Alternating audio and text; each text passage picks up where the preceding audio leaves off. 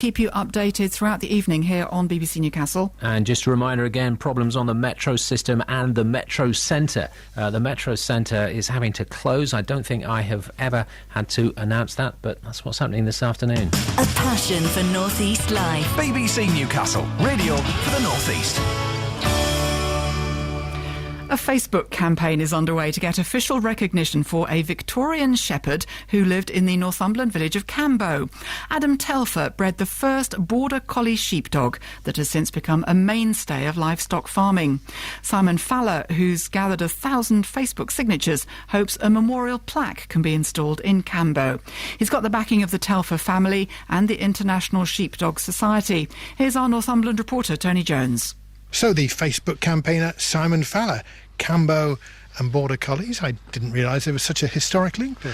No, exactly. Not a lot of people actually did realise that there was such a unique combination of the two, because Border Collies are used throughout the world for herding livestock in places where machinery and stuff and people can't really get to. They work well out of sight of their handlers, often a mile away, herding sheep on big hills and stuff. Having owned a Border Collie for a while, I was interested in a little bit more of the history and found out that the original Border Collie that all other true-bred Border Collies are descended from was bred by a chap called Adam Telfer, who lived in the late 1800s in Cambo in Northumberland, and he bred the very first Border Collie called Old Hemp. And that's where it all started. What did shepherds do before then? They had sheepdogs before then. Yeah, they had sheepdogs, but what Adam actually did is breed a culmination of all the sheepdog's qualities, and Border Collie that he produced has been recognised ever since as being the ultimate herding dog. So he kind of like brought the genetic pool together in, I don't know if he had one of those sort of wow moments when he discovered what he'd done, but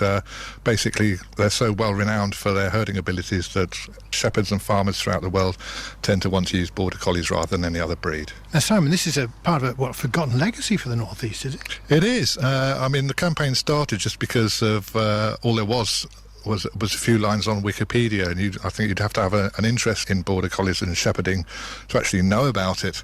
So, yeah, most people I've spoken to in our region have no idea of the legacy that's actually on their doorstep. And Cambo, a little tiny village up there in Northumberland, are they very aware of their proud traditions? Well, we're hopefully going to make them a little bit more aware by getting the plaque and everything put up to him, but no, it's surprising. I don't think they actually realise what a legacy they're actually sitting on. Simon, you practice what you preach. You're a great Border Collie fan yourself. We've got Sophie here, haven't we? Yes, this is Sophie. She's from good stock herself, ex-working collie.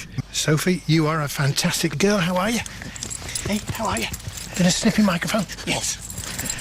They're beautifully affectionate, aren't they? Wonderfully affectionate, yeah. When one thinks of one man and his dog, the Border Collie certainly comes to mind. Soft as anything, very, very clever. Sometimes not ideal sort of apartment dogs, but they need a lot of exercise and they have a great work ethic, and you have to sort of appreciate that about them. What is the big special thing about Border Collies in your book? It's their intelligence, their speed and their ability to just know what they have to do when they're herding. It's a dog that lives to work, and the relationship between the shepherd and his dogs is, well known throughout the world. They're unique in the way that they can adjust to working with animals and keeping them under control. Simon, Sophie too, thank you very much. Thank you very much. So there you have it. Put Cambo and Old Hemp on the farming map. And that was our Northumberland reporter, Tony Jones.